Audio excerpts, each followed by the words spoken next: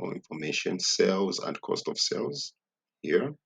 All right, and we've told to calculate the working capital, the current ratio, the quick ratio, the operating cycle, and the net operating cycle. Okay, so we're going to start with the first one. All right, we calculate the working capital. So I'll put the working capital. So the formula for working capital is current assets minus current liabilities.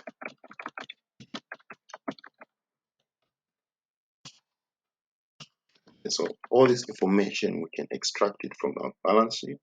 Remember, working capital management, the two things that you're focusing on are profitability and liquidity. All right. The money comes from working capital is used to take care of our day-to-day expenses of running the business and also to pay off debts. Okay. So we're going to go to our balance sheet and look for our current assets, right? So the total for our current assets is 140,000. Just zoom in a bit.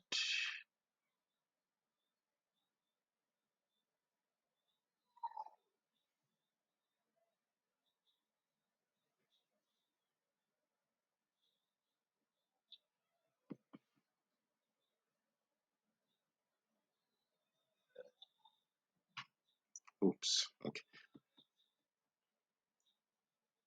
Yes, so the value for our current assets is 140,000. So we say 140,000 minus our value for current liabilities. Okay, remember liability is what we owe, 70,000.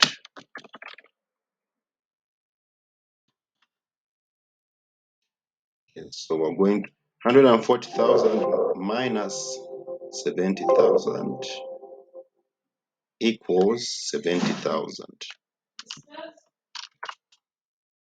Let's say 140,000 minus 70,000. It gives us 70,000. All right, 70,000 kwacha. Okay.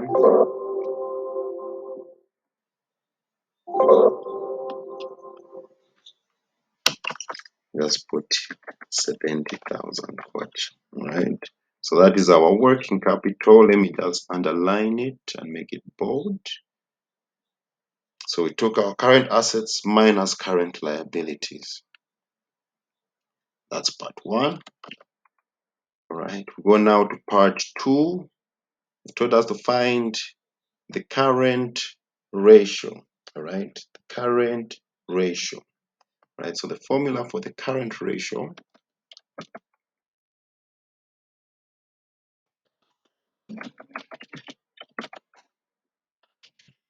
is current assets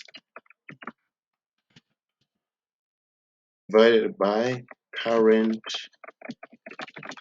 liabilities. Okay, so again, we use our same figures from the balance sheet. Current assets, which is the non-fixed assets, is 140,000. So, and then the current liabilities is 70,000. So we're going to say 140,000 divided by 70,000.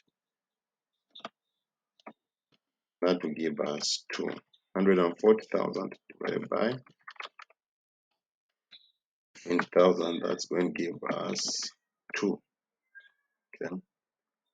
So we always want a higher current ratio, because the higher the current ratio, okay, the better a company can finance itself and pay off its debts. Okay. The higher the current ratio, the better it is for the company. Right now, I'm going to go to the quick ratio. Okay, the quick ratio is preferred more than the current ratio. So the quick ratio takes into account the highly liquid non-current assets. Okay, so we always exclude inventory, right? So we say quick ratio equals current assets minus inventory. Okay, remember, inventory is the least liquid asset, all right? Take some time before inventory is converted into money. So divided by 70,000.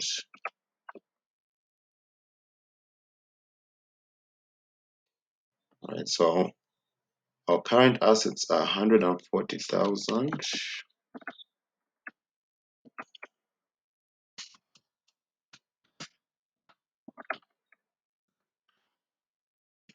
minus, let's see, our inventory. What is our value for inventory? 70,000. Okay, as you can see here, closing inventory. So our value for inventory is 70,000. So I'm going to say 140,000 divided by 70,000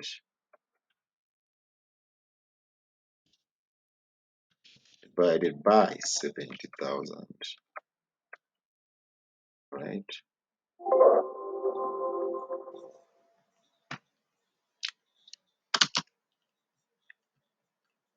Okay, so 140,000 divided by 7 minus 70,000, that is 70,000. 70,000 divided by 70,000, we get 1. Okay, we get 1. What is the 70,000? Now inventory is 70. Yes, yes, yes, yes. Yes, as you can see here on the balance sheet, inventory 70,000.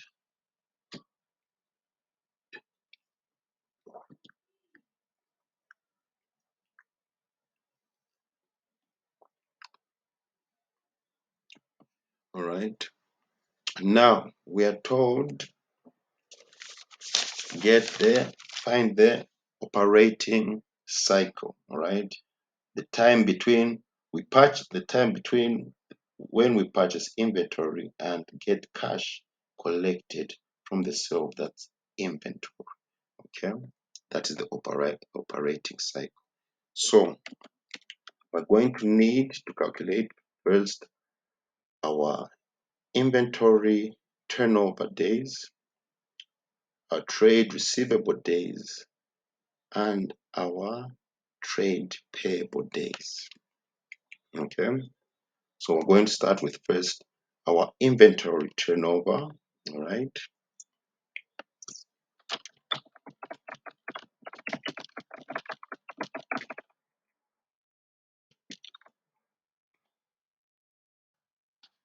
And so this is equal to average inventory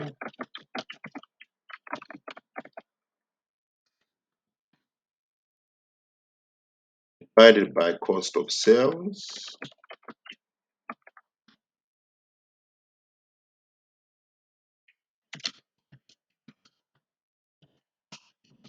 times 365.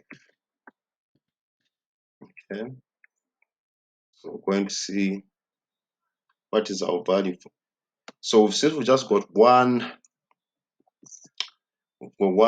inventory, one amount for inventory, so the average will just be 70,000. Okay, the average is just 70,000. Then we're going to focus on the cost of sales. Okay, the cost of sales being given to us is 600,000. All right, so we're going to multiply that by 365 days. Okay,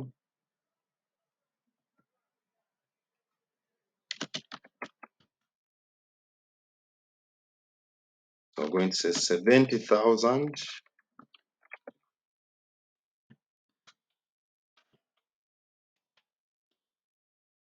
divided by cost of sales is 600,000. So say 600,000. Mr. Power. Yes,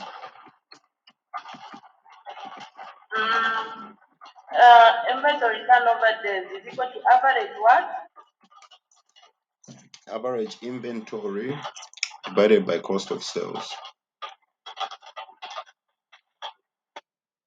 You can write it properly. There is average. Average. Oh, okay.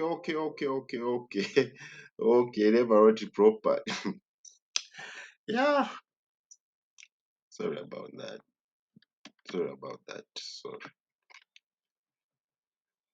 Average inventory. All right. The way you get average inventory, you get the opening inventory, all right? The opening inventory for the year and the ending inventory for the year. You add them together, then you divide by 2, all right? But in this case, since we've just been given 1, and so we'll go with the 70,000, all right? So it says 70,000 divided by 600,000 times 365, right? So can someone get the calculator?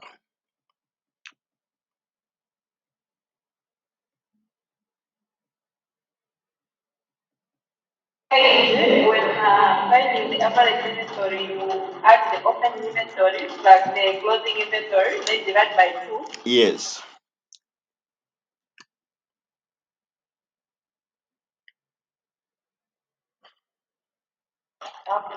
Yes. So 70,000 divided by 60,000.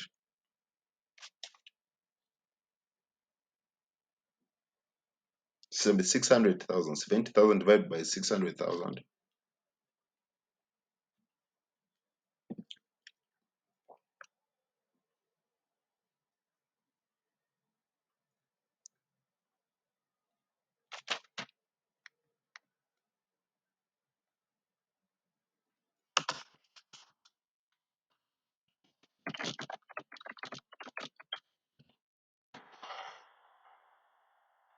.1160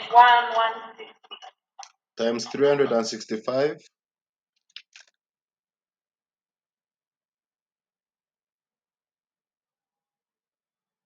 43. Okay. So usually inventory is held for 43 days on average before it's sold. All right. 43 days. Okay. So this is subjective to the type of industry you are in. Okay. For example, you can imagine the people who sell luxury cars. Can you imagine the inventory turnover days? Maybe it's even maybe you find spends 100 days or more. But yes, we've got 43 days here. Right now, we're going to get our trade receivable days. All right, trade receivable days. How long does it take for us to pay our debtors to pay us? How long does it take our debtors to pay us? So trade receivable days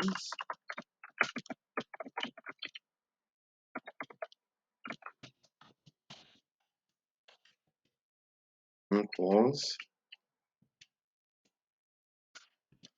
trade receivables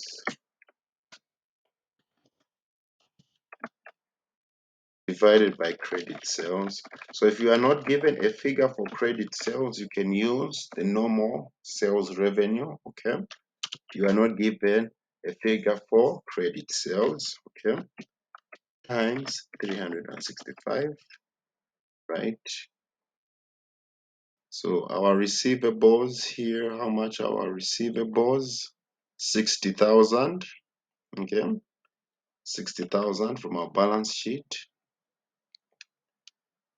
Then our figure for sales is 850,000.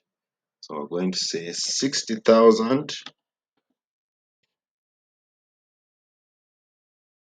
divided by 850,000 times 365.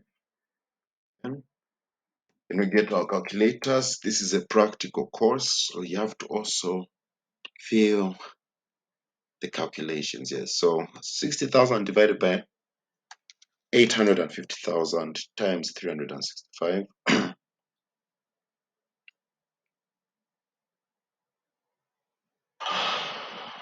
26 days. You have calculated 26 days. Can I get a confirmation on that?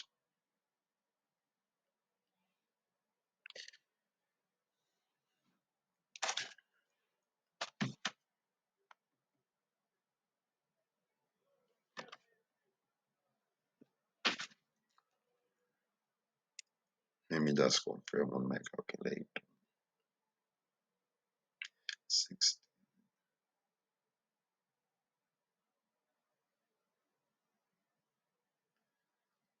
Right, yes, 26 days. We've rounded it off. Okay, 26 days. Okay, so that's how long it usually takes our debtors to pay us. Right, 26 days. So now I want to find our operating cycle, right? Remember the time taken between the purchase of the inventory and cash collected from the sale of inventory. Okay.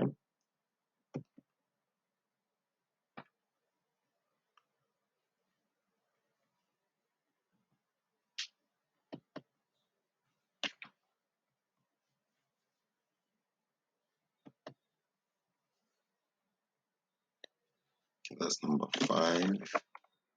Right. Oh, that's number operating cycle is number 4.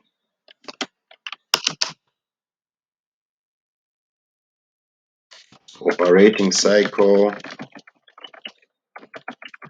equals inventory turnover days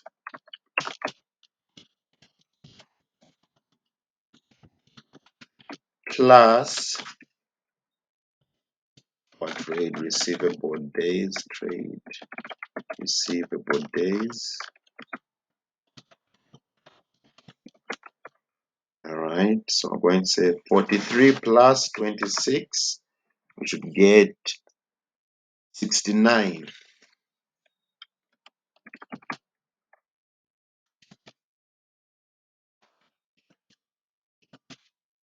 It's 69 days.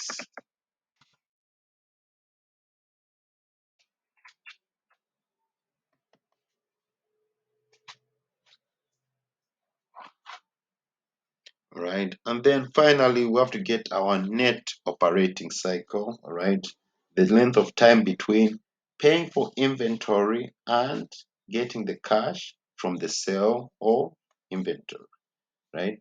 The length of time between paying for inventory, right? Paying for inventory, which we got on credit from our payables, right?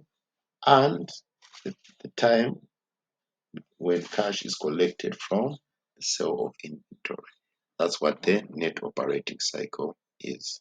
So for our net operating cycle, we're just first going to calculate our trade payable days. Okay, trade payable days. How long it takes us to pay our suppliers.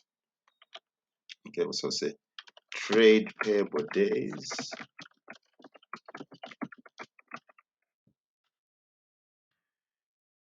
So trade payable days is trade payables divided by credit purchases. Right, divided by credit purchases. So at times you won't be given the value for credit purchases. You'll be given cost of sales. So you can use cost of sales. Other times they'll give you the percentage of credit purchases from cost of sales. They'll tell you that maybe the credit purchases are maybe 70% of the cost of sales. Then you have to calculate that value. But in this case, we've just been given cost of sales only. So that would be our denominator. Okay. So we're going to get our payables. Trade payables 45,000. We find them under the current liabilities, right? 45,000.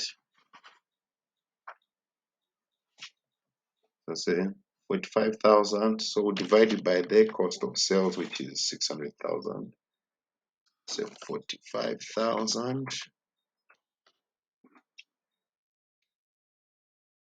One we have to multiply it by 365. So 365.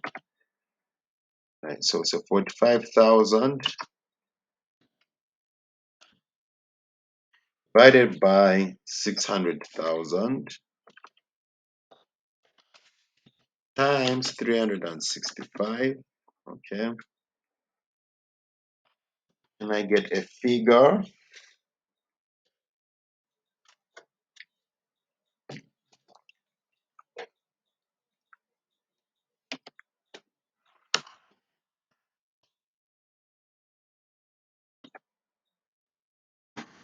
And I get a figure 45 divided by 600,000.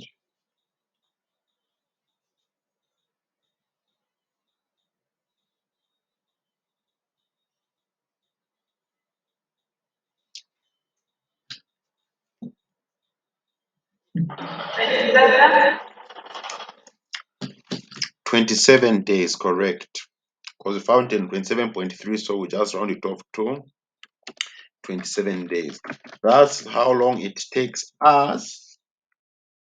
That's how long it takes us to pay our suppliers when we buy goods on credit. So the net operating cycle,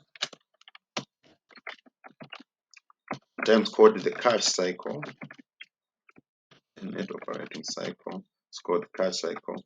It's going to be, put this, inventory turnover days plus trade receivable days minus That is what we want to do. cash cycle.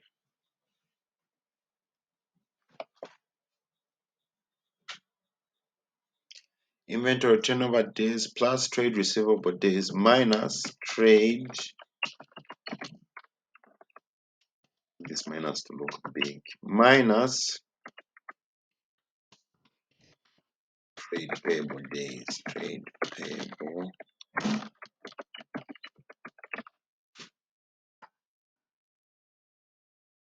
payable days. All right.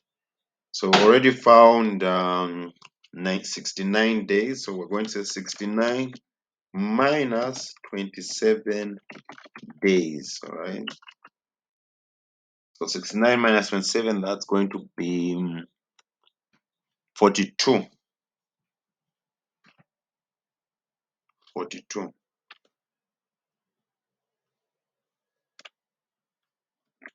2 days.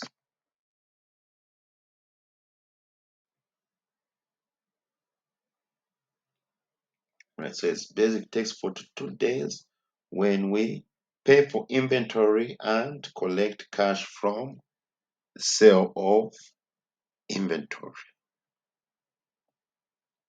So that's where we end.